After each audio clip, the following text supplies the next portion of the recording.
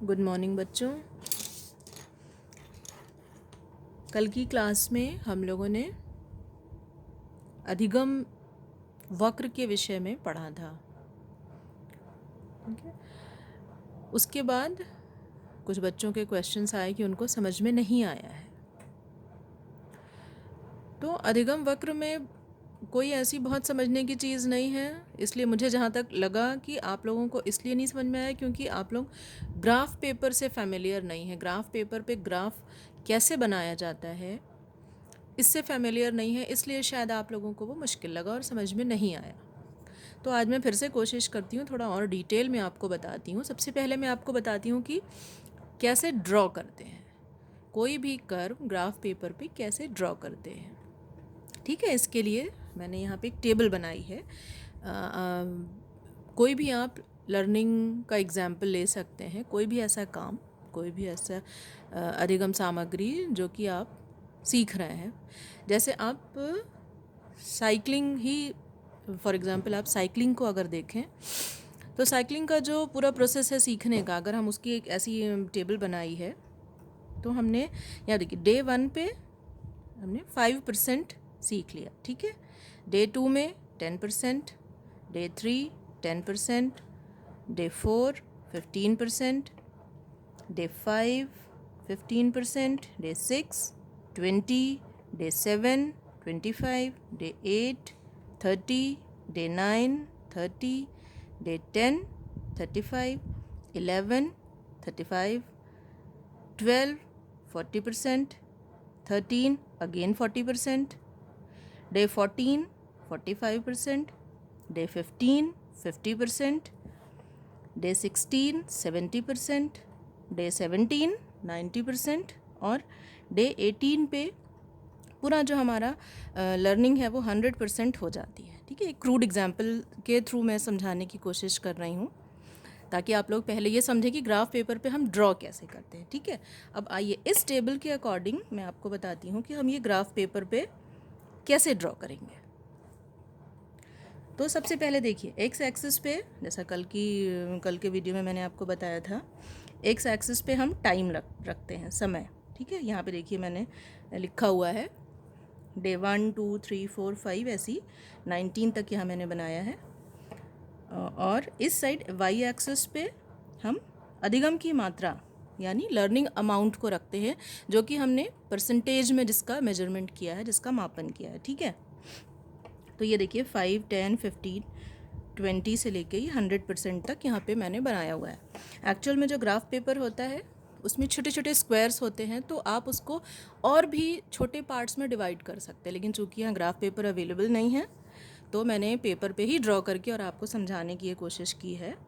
तो अब आप ध्यान से फॉलो करिए कि मैं ये कैसे बना रही हूँ। ओके, सबसे पहले हम स्टार्ट करते हैं डे 1 पे। टेबल में आप देखिए तो डे 1 पे जब पहले दिन जो भी व्यक्ति सीख रहा है, जो भी सब्जेक्ट है जो सीख रहा है, उसने कितना सीखा?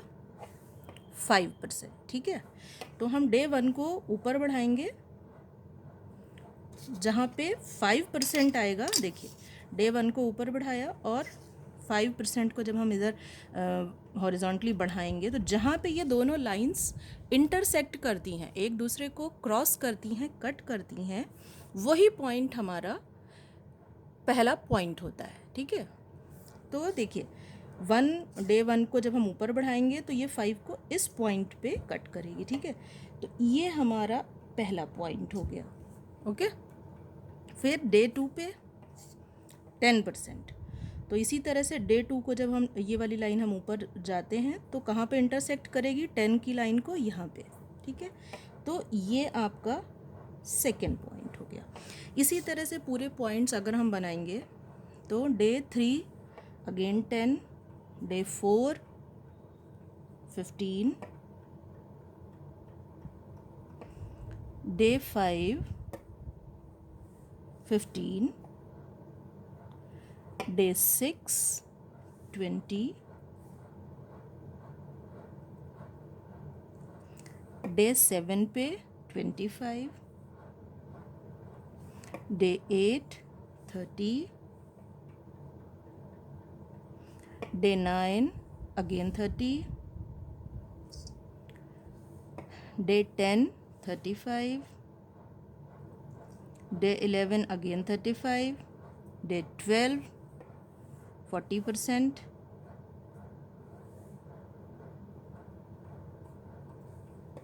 डे 13 40%, डे 15 50%,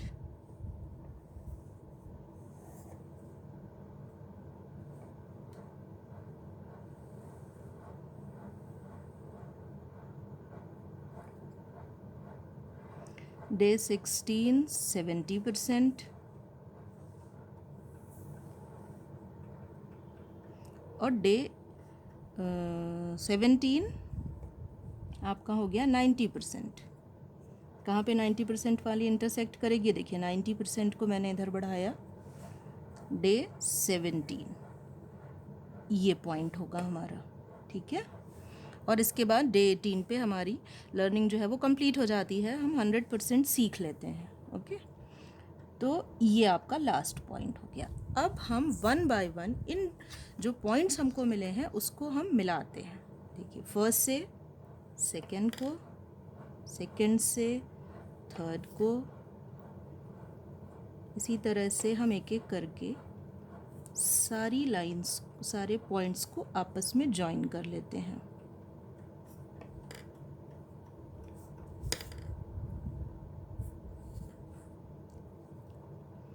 हालांकि आप लोगों ने ये ग्राफिकल रिप्रेजेंटेशन पढ़ा होगा, होम साइंस में भी पढ़ा होगा हाई स्कूल में, और जिन लोगों ने मैथ्स पढ़ी होगी उन्होंने भी ज़रूर पढ़ा होगा।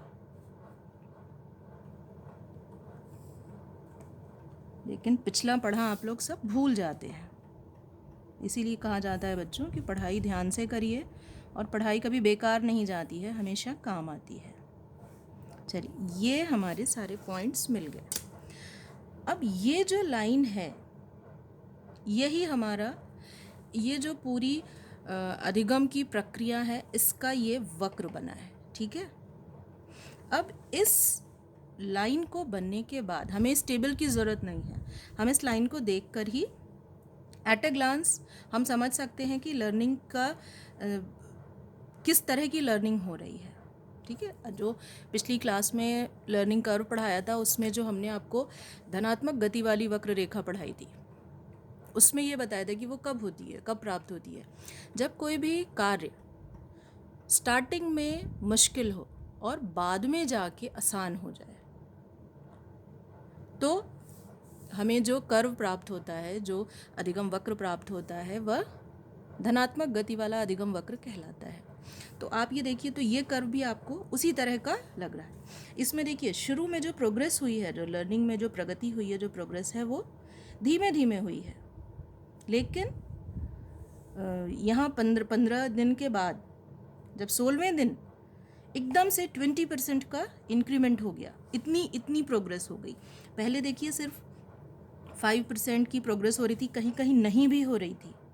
डे 4 में और डे 5 में कोई भी प्रोग्रेस नहीं है। देखिए, ये लाइन जो है वो एक्स एक्सिस के पैरेलल है, ठीक है। अगली क्लास में मैं आपको बताऊंगी प्लेटू ऑफ लर्निंग या अधिगम का पठार, तो वो थोड़ा सा उसका एक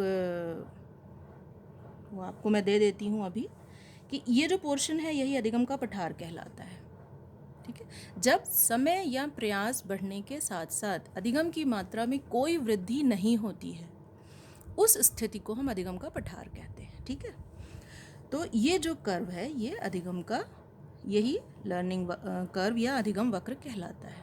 अब ये समझने के बाद आई होप कि आपको पिछली क्लास में जो मैंने 3 प्रकार की आपको वक्र रेखाएं बताई थी, वो आपको अब समझ में आ गई होंगी।